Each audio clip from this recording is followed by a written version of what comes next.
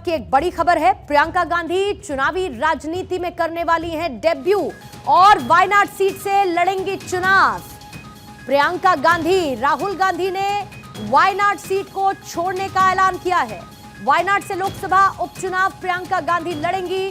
कांग्रेस अध्यक्ष मल्लिकार्जुन खड़गे के जो घर बैठक हो रही थी, उस बैठक में यह फैसला लिया गया। प्रियंका के चुनाव लड़ने पर बीजेपी ने परिवारवाद का आरोप लगाया है। राहुल गांधी के फैसले पर दूसरी तरफ बीजेपी ने निशाना साधा है, ये कहते हुए कि वायनाड के साथ राहुल गांधी का ये धोखा है, क्योंकि राहुल गांधी ने वायनाड सीट छोड़ी है और रायबरेली सीट, जहां पर एक बड़े मार्जिन के साथ पुराने सारे रिकॉर्ड तोड़ते राहुल गांधी ने जीत दर्ज की थी, वो सीट को कैरी फॉरवर्ड करेंगे राहुल गांधी। ऐसे में अब वायनाड सीट से प्रियंका गांधी चुनाव लड़ेंगी, यानी कि पॉलिटिकल डेब्यू आखिरकार प्रियंका गांधी का वायनाड सीट के साथ होगा, जहां पर लोकसभा उपचुनाव लड़ेंगी प्रियंका गांधी। बड़े सोच समझ के हमने ये तय करा कि वायनाड से खाली सीट पे प्रियंका जी लड़ना चाहिए और इसीलिए हम पार्टी के ओर से और मेरे ओर से उनको धन्यवाद देता हूं कि हमारी बात को उन्होंने रखी है। और बहुत खुश हूँ मैं। I am very happy to be able to represent Wayanad, and all I'll say is that I won't let them feel his absence. As he said, he'll come many times with me, but I will work as hard and I will try my best to make everybody happy and to be a good representative. और रायबरेली के साथ तो मेरा बहुत ही पुराना रिश्ता भी है और 20 सालों से मैंने काम किया है दोनों रायबरेली और अमेठी में, तो वो रिश्ता तो कहीं मतलब किसी भी तरह से टूट नहीं सकता। उसको कायम रखने के लिए हम दोनों हैं और भैया की मैं मदद रायबरेली में भी करूंगी, और जैसे इन्होंने कहा हम दोनों रायबरेली में भी हम दोनों मौजूद होंगे और वायनाड में। मेरा रायबरेली से और वायनाड से इमोशनल कनेक्शन है। पिछले 5 सालों में मैं वायनाड का एमपी था और वायनाड के सब लोगों ने, हर पार्टी के लोगों ने प्यार दिया, तो उसके लिए मैं दिल से धन्यवाद करता हूं। उत्तर प्रदेश में कोई रिस्क लेना नहीं है तो बहना को केरला भेज दिया, वायनाड भेज दिया और वहां की सीट छोड़ दी।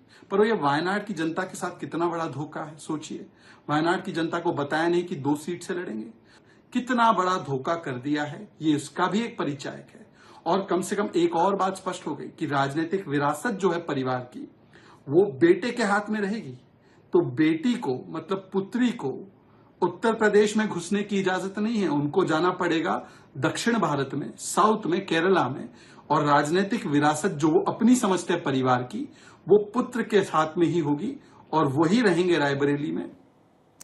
और इस पर और ज्यादा जानकारी के लिए हमारे पॉलिटिकल एडिटर अदिति नागर इस वक्त हमारे साथ जुड़ चुकी है। अदिति, कांग्रेस का यह मूव कितना महत्वपूर्ण और खासतौर से प्रियंका गांधी के डेब्यू को लेकर, एक तरफ उत्तर में मजबूती देंगे राहुल गांधी तो दक्षिण में मोर्चा संभालेंगी प्रियंका गांधी।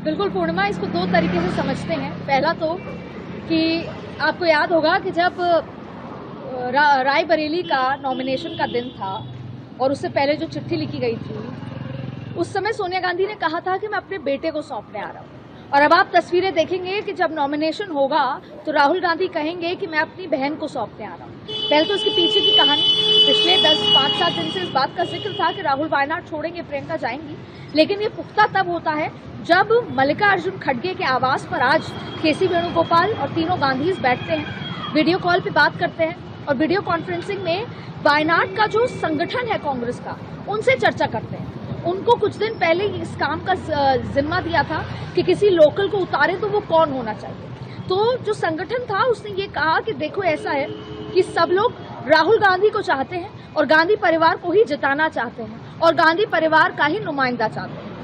ऐसे में कई बार की दौर की चर्चा हुई, जिक्र हुआ और उसके बाद ये फैसला हुआ कि प्रियंका गांधी को उतारा जाए। अब आपने जिस बात का जिक्र किया उसकी बात करते हैं। देखिए, अगर 2024 के चुनाव में सबसे ज्यादा जिक्र आपने सुना था तो वो था 400 पार या मिशन दक्षिण। तो ऐसी स्थिति में आप देखिए कि मिशन दक्षिण ये गांधी परिवार इस बार एक पैर या ये समझ लें कि दक्षिण और उत्तर दोनों को साथ के चलना चाहता है। देखिए, जब बैठक हो रही थी मल्लिकार्जुन खड़गे के आवास पे, तो राहुल गांधी वायनाड को लेकर इमोशनल भी थे और जो लोकल संगठन उन्होंने भी कहा, और आपस में भी ये चर्चा हुई कि जिस समय उत्तर ने यानी अमेठी ने साथ नहीं दिया, उस समय वायनाड ने साथ दिया। और राहुल गांधी खुद ये मानते हैं कि वायनाड ने मेरे परेशानी के स्ट्रगल के दिनों में साथ दिया। ऐसे में अगर वायनाड के जो वो वोटर हैं जिन्होंने राहुल गांधी को जिताकर भेजा है, वो ये नहीं चाहते कि अगर गांधी परिवार से ही कोई होना चाहिए या राहुल गांधी होने चाहिए, ऐसी स्थिति में मैं अपनी बहन को उतारूंगा। और बहन को उतार भी दिया गया। आपने तमाम तरीके के रिएक्शंस भी देख लिए। और देखिए, सबसे बड़ी बात है कि अगर प्रियंका गांधी यहां से चुनाव जीत कर आती हैं, तो वो सोनिया गांधी के लिए सबसे सुखद समय होगा, कांग्रेस के लिए होगा, इसलिए नहीं कि आंकड़ा कोई बहुत ज्यादा बढ़ जाएगा। दो बातें होंगी, एक, उत्तर और दक्षिण दोनों में पैर जमा लेना, मैसेज होता है देश भर की राजनीति में। दूसरा कि जब विपक्ष के तौर पे दोनों भाई बहन होंगे, और आपने प्रियंका गांधी की राजनीति को अगर क्लोजली देखा होगा तो वो हमेशा इंदिरा गांधी के समय को, अपने पिताजी के समय को, अपने बचपन को, इमोशंस को, और आज वो बात भी याद आती है वो कितनी आगे जाके साकार होगी, नहीं होगी, इसके क्या रेपरकशंस होंगे या क्या अच्छा होगा।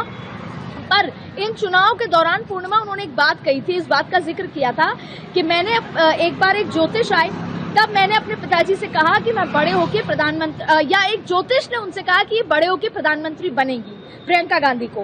तब राजीव गांधी ने कहा कि आपको इन सब बातों पे ध्यान नहीं देना चाहिए। इस बात का जिक्र उन्होंने 2024 के चुनाव में दिया था। अब देखिए, सबसे बड़ी बात क्या होती है, प्रियंका गांधी ने चूज किया कि 2024 जैसे बड़े चुनाव में वो चुनाव ना लड़े, जबकि कांग्रेस की तरफ से चुनाव प्रचार करें। क्यों? राहुल गांधी चुनाव में थे, सोनिया गांधी की तबीयत ठीक नहीं थी, और केसी वेणुगोपाल खुद चुनाव लड़ रहे थे, और यहाँ तक कि मल्लिकार्जुन खड़गे के परिवार से कोई चुनाव लड़ रहा था।